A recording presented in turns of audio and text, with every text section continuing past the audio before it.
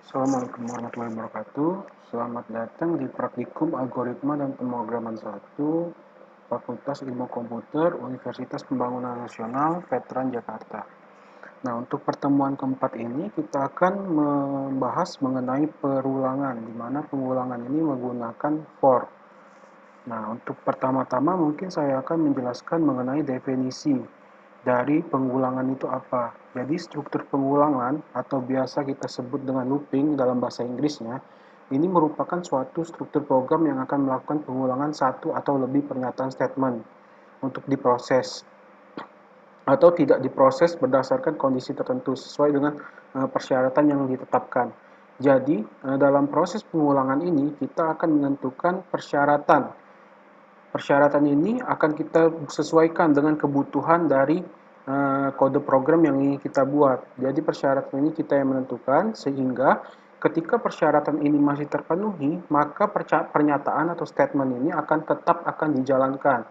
Kapan statement ini akan berhenti dijalankan? Jadi statement ini akan berhenti dijalankan ketika persyaratan ini atau persyaratan yang kita tetapkan ini sudah tidak memenuhi lagi atau tidak sesuai dengan persyaratan lagi kondisinya.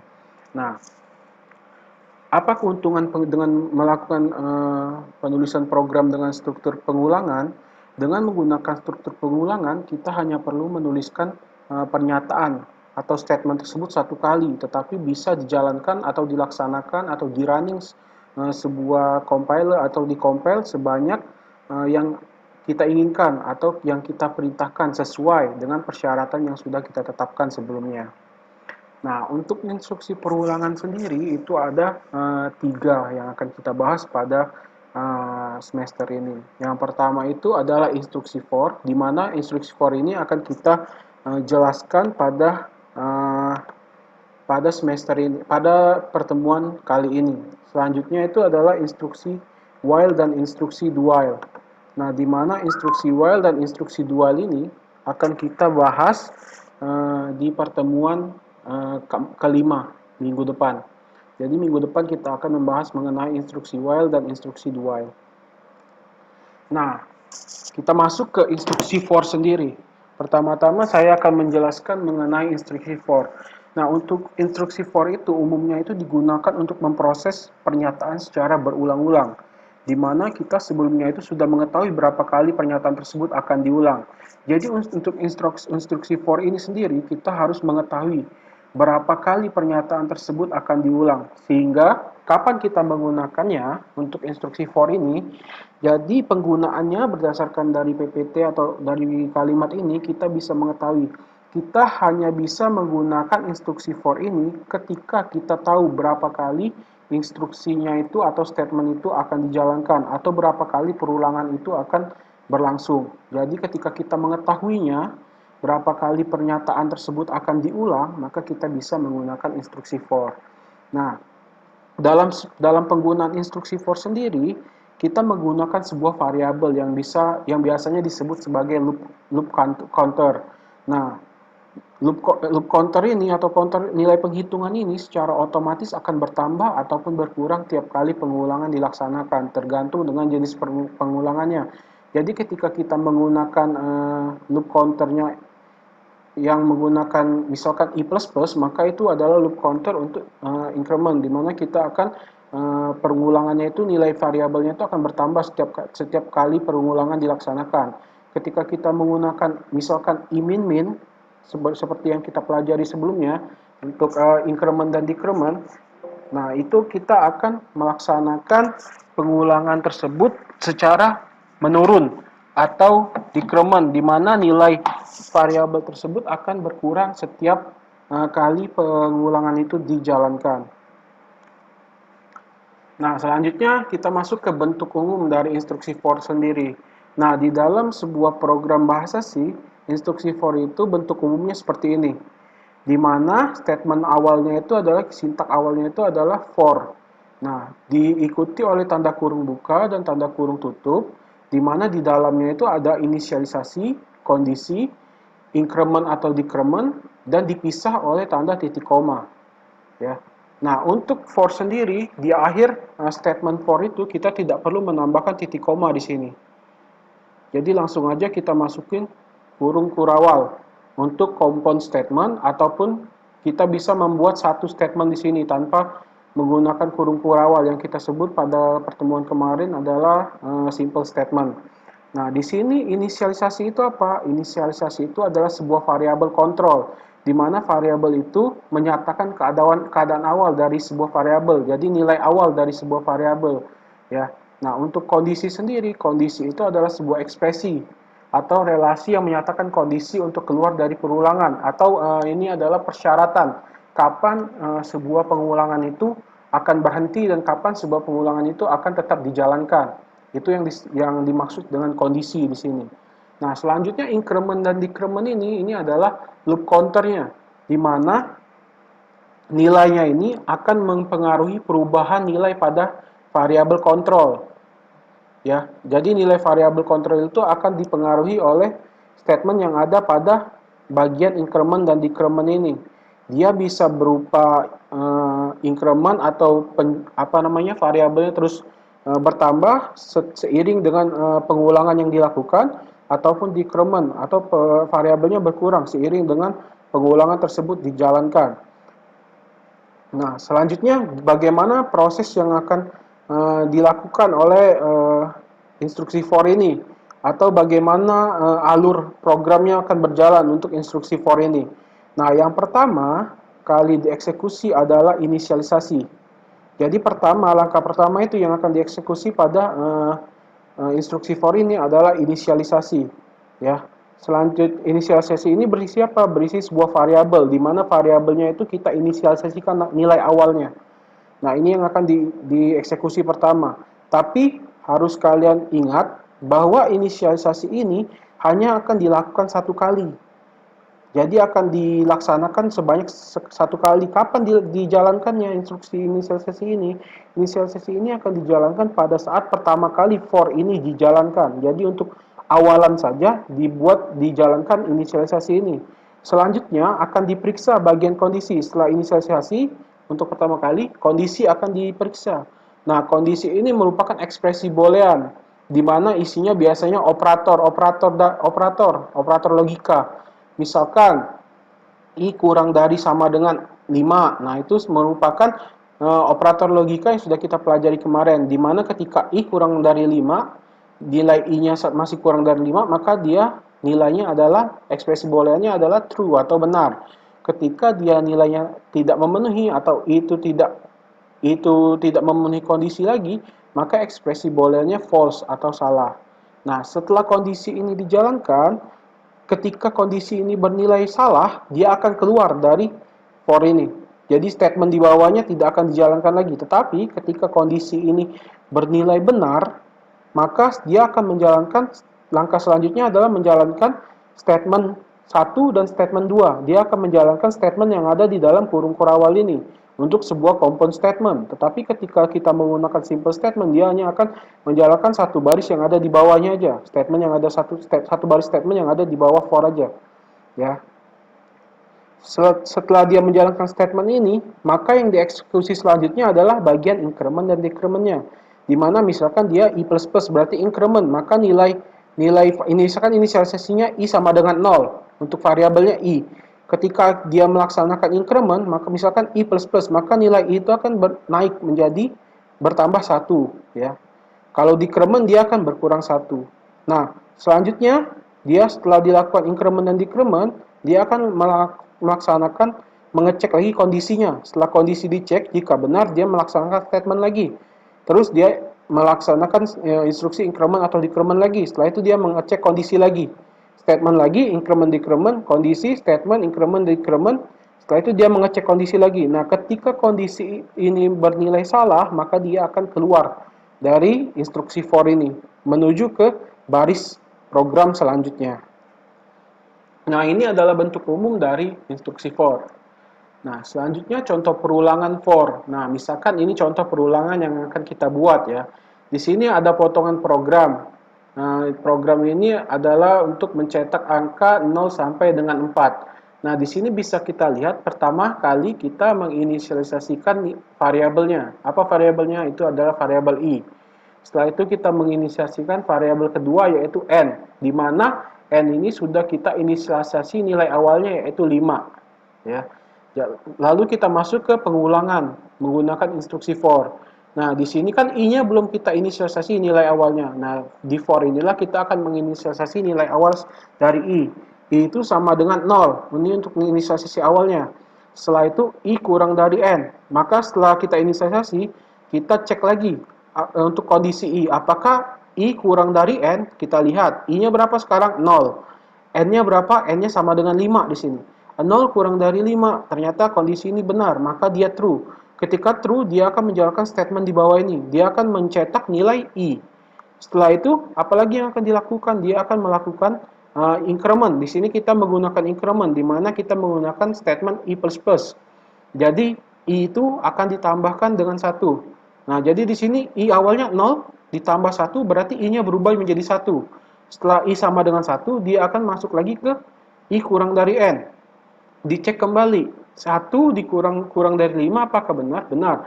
Maka dia akan melakukan pengulangan lagi. Nah, sampai kondisi ini tidak terpenuhi. Kapan kondisi ini tidak terpenuhi? Ketika i-nya sama dengan 5. 5 kurang dari 5 adalah salah. Ya. Jadi 5 itu tidak kurang dari 5, tapi 5 itu sama dengan 5. Berarti kondisi ini salah. Ketika kondisi ini salah, dia maka akan keluar dari perulangan, dia akan menjalankan statement return 0 atau return 0 ini. Setelah itu programnya berhenti, seperti itu. Nah, untuk ini bisa kalian coba di compiler kalian. Kalian bisa lihat hasilnya apa. Nanti hasil yang dikeluarkan adalah angka 0 sampai dengan angka 4. Nah, selanjutnya kita coba untuk yang menggunakan menggunakan statement increment, decrement atau menurun. Nah, di sini kita buat sebuah potongan program yang akan mencetak angka 5 sampai dengan angka 1. Nah, di sini sama untuk inisialisasi awal variabel i dan n, di mana n itu sudah diberi nilai awal yaitu 5. Setelah itu kita menggunakan for. Nah, di sini berbeda untuk yang i++, nilai awalan atau inisialisasi awalnya itu adalah 0 atau nilai terkecil. Nah, untuk n ini, untuk inisialisasi awal i ini, untuk yang menurun, kita inisialisasikan i itu sama dengan n atau nilai terbesar yaitu 5. Nah, syaratnya itu ketika i lebih dari 0. Jadi ketika i-nya sama dengan 0, artinya ini ketika i-nya sama dengan 0, maka dia akan berhenti pengulangannya. Nah, di sini adalah decrement-nya, statement decrement yaitu i min. Nah, sekarang kita cek pertama, i sama dengan berapa? N, sama dengan 5. 5, dicek kondisi 5 lebih dari 0, benar. Dia menjalankan statement printf ini. Setelah itu dia menjalankan instruksi i min, di mana nilai awal i tadi sama dengan 5, dikurangi 1 menjadi 4. Nah, setelah itu 4, dicek lagi kondisi, 4 lebih dari 0, benar. Dia akan menjalankan statement di bawah, dilakukan decrement lagi, 5, 4 dikurang 1, jadi 3. I3 lebih dari 0, benar. Jalankan lagi. Dan seterusnya. Sampai kapan? Sampai I ini bernilai sama dengan 0. Ketika I-nya sama dengan 0, 0 lebih besar dari 0, berarti nilainya adalah salah. Ekspresi booleannya adalah salah atau false. Jadi ketika dia false, maka dia akan keluar dari pengulangan dan tidak akan menjalankan statement yang ada di dalam for ini lagi. Jadi dia akan keluar dan menjalankan statement di bawahnya. Apa statement yang akan dijalankan selanjutnya adalah return 0. Nah, ini bisa kalian coba juga di compiler kalian. Nah, untuk menampilkan angka 5 sampai angka 1 pada konsol kalian. Nah, ini bisa kalian coba sendiri di rumah atau untuk latihan kalian. Nah, selanjutnya contoh perulangan for yang lain itu adalah untuk mencetak angka 5 sampai 1. Nah, ini masih sama contoh yang lainnya seperti contoh yang tadi. 5 sampai 1. Nah, di sini adalah proses pencetakan 5 sampai 1-nya. Ini yang kita menggunakan decrement tadi. Berarti pada saat dia di sini, masih di for ini, dia akan mencetak angka 5 sampai dengan 1. Nah, setelah tadi kan i-nya ada i minus. I yang terakhir dicetak adalah 1. Nah, ketika dia melakukan increment, berarti i1 dikurang 1. Hasilnya 0. Dilakukan pengecekan, 0 lebih dari 0, salah. Berarti dia keluar dari instruksi for ini. Nah, ketika dia keluar dari instruksi for, kita printf lagi nilai i adalah 0. Kenapa nilai i ini berupa 0? Karena dia sudah dilaksanakan instruksi i minus minus. Jadi akan terjadi sebuah perubahan nilai. Perubahan nilai terakhir yang tidak akan di print oleh instruksi for ini pada saat dia mengecek menjalankan statement decrement ini. Jadi nilai ini akan berubah dari 1 berubah jadi 0. Setelah dia keluar, nilai ini tetap akan berubah menjadi 0 sehingga ketika kita tampilkan di konsol kita print f nilai i, maka nilai itu sama dengan 0. Ya, tidak sama dengan 1. Padahal kalau kita hanya menjalankan program yang for-nya aja, nilai i itu yang terakhir ditampilkan itu adalah 1. Tetapi ketika kita jalankan perintah printf nilai i di luar statement for, maka nilai i itu adalah 0. Karena apa? Karena dia akan menjalankan untuk terakhir kalinya decrement ini, sehingga nilai itu akan berkurang di proses ini. Ya. Nah, untuk selanjutnya tadi adalah bentuk umum dari for, menggunakan for dengan satu statement for-nya. Nah, selanjutnya kita akan melihat bentuk dari nest for, di mana ini adalah bentuk dari for bersarang. Nah, for bersarang itu artinya terdapat instruksi for di dalam instruksi for. Jadi seperti kalian pengkondisian kemarin, ada juga pengkondisian bersarang atau if bersarang, di mana di dalam if itu ada if. Nah, ini sama. Di dalam for itu ada for. Nah, jadi pengulangannya itu yang akan pertama kali diproses sampai habis itu adalah pengulangan yang berada di dalam, yang paling dalam. Nah, yang paling dalam itu seperti apa? Nanti saya akan tunjukkan. For yang paling dalam itu yang bagian mana. Nah, setelah itu kemudian setelah for yang paling dalam dijalankan, maka dia akan baru menjalankan kembali bagian pengulangan yang terluar. Nah, setelah itu dia akan menjalankan lagi pengulangan yang ada di bagian dalam. Mulai dari awal lagi dan seterusnya sampai pengulangan yang paling luar tidak terpenuhi lagi syaratnya atau bernilai false, ya. Nah, ini contoh dari nest for sendiri. Nah, ini contoh instruksi dari for bersarang. Di sini pertama yang dimaksud dengan pengulangan yang paling dalam itu yang mana? Yang paling dalam itu yang berada di dalam for ini. Ini adalah pengulangan yang paling dalam. Untuk for bersarang ada dua for ini. Untuk for bersarang ini yang paling dalam itu adalah for J sama dengan 1, J kurang dari sama dengan 3, J plus plus. Nah, yang bagian terluarnya itu yang mana? Paling luar, for paling luar. Itu adalah for paling luar itu adalah yang ini. For I sama dengan 1, I kurang dari sama dengan 2, I plus plus. Selanjutnya mungkin ada pertanyaan dari kalian, memangnya hanya bisa 2 kali for seperti ini, bersarangnya cuma 1 level seperti ini. Tidak, kita bisa membuat lagi, sarang lagi di dalam sini, atau bersarang lagi sampai tak terhingga, sesuai dengan kebutuhan program program yang ingin kalian buat, ya. Jadi yang ada di dalam for ini adalah yang paling terdalam. Jika ada lagi di dalam for ini berarti ada satu lagi for yang paling dalam lagi. Nah, ini contoh dari program ini pertama kali dijalankan adalah for ini. For I sama dengan 1, I kurang dari sama dengan 2, I plus plus. Setelah itu dilihat, dicek, I sama dengan 1, dicek 1 kurang dari sama dengan 2, benar. Benar, maka dia menjalankan for ini. J sama dengan 1, J kurang dari sama dengan 1, benar. Benar, 1 kurang dari sama dengan 3, benar. Dijalankan, di print bintang. Setelah itu ditambahkan, melakukan increment. Ya, di mana J plus plus, di mana 1 tambah 1 sama dengan 2. Dilakukan pengecekan lagi, 2 kurang dari sama dengan 3, benar. Dilakukan printf lagi, bintang. Setelah itu dilakukan increment lagi, 2 ditambah 1, 3. Dicek lagi, 3 kurang dari sama dengan 3, benar. Maka dia melakukan printf lagi bintang. Setelah itu dilakukan pengecekan lagi, J plus plus, di mana 3 ditambah 1 sama dengan 4. Diceklah kembali, 4 kurang dari sama dengan 3. Nah, maka statement ini bernilai salah. 4 kurang dari sama dengan 3, maka ekspresi boolean yang didapatkan adalah false atau salah. Sehingga dia keluar dari pengulangan ini. Keluar pengulangan ini, dia akan masuk ke statement di bawah pengulangan for ini. Yang mana akan dijalankan yaitu printf /n, di mana dia akan mencetak enter atau new line ke bawah. Setelah itu dia kembali lagi ke for ini. Setelah dia menjalankan ini, dia kembali ke sini. I plus plus, di mana I-nya awalnya adalah 1, 1 ditambah 1 sama dengan 2, 2 kurang dari sama dengan 3, benar. Maka dia akan menjalankan for ini lagi sampai habis. lalu menjalankan statement printf new line ini. Setelah itu dilakukan pengecekan lagi i++, 2 ditambah 1 sama dengan 3, dilakukan pengecekan, 3 kurang dari sama dengan 2. Salah, ekspresi booleannya adalah salah atau false, maka dia akan keluar dari pernyataan pengulangan ini. Ke bawah, keluar lagi ke sini, setelah itu dia akan menjalankan statement di bawahnya, yaitu return 0. Di mana setelah itu program akan berhenti dieksekusi. Selanjutnya, nah ini adalah pernyataan for bersarang. Nah, for bersarang ini biasanya digunakan untuk menuliskan bilangan dalam bentuk matriks. Nah, misalkan kita ingin menuliskan bilangan 1, 2, dan seterusnya dalam bentuk matriks ukuran 3 kali 4.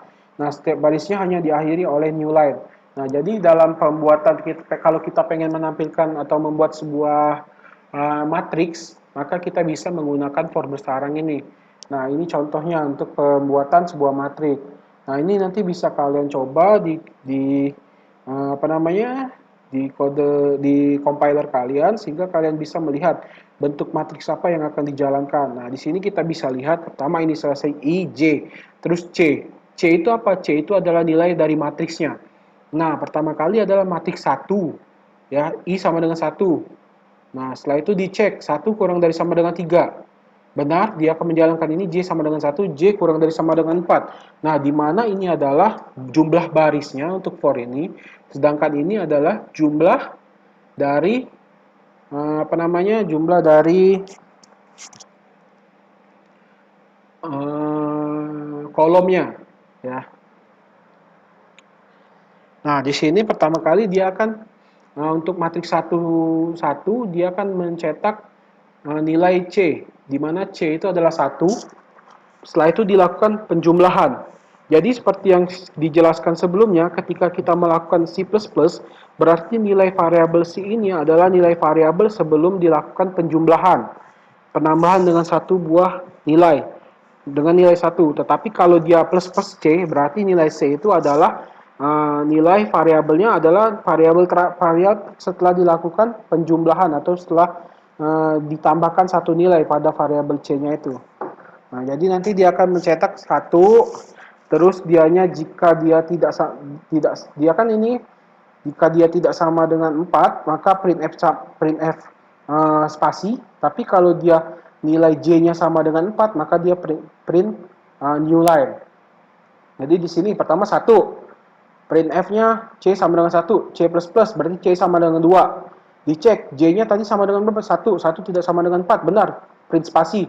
Balik lagi ke atas. Nah, ketika J sama dengan 4, dia akan melakukan print new line. Terus setelah itu dia akan balik lagi ke for yang pertama. Nah, setelah dia masuk ke for terluar lagi, dia akan melakukan untuk matriks di baris kedua. Nah, untuk matriks baris kedua, dia akan menjalankan ini lagi, balik lagi ke for yang pertama lagi, dia akan menjalankan untuk menampilkan matriks yang di baris ketiga, nilai-nilai matriks pada baris ketiga. Jadi nilainya itu berdasarkan dengan nilai C.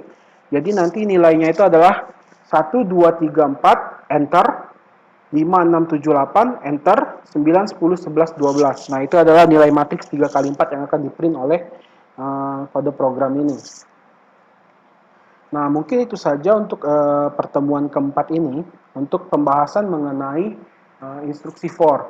Nah, untuk pertemuan kelima, kita akan membahas mengenai pengulangan menggunakan instruksi while dan do while.